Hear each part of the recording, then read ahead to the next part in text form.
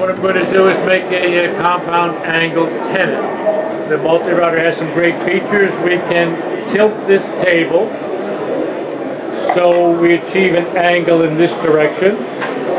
Position the workpiece perfectly straight or at a second angle, and then clamp it and machine it in that position. Now to create the tenon, I have right here a tenon template. That is the size and shape of the tenon we're going to cut.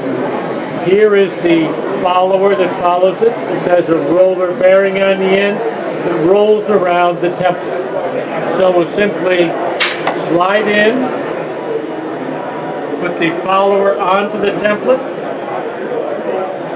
clamp the work in place, and we're ready to cut the tenon.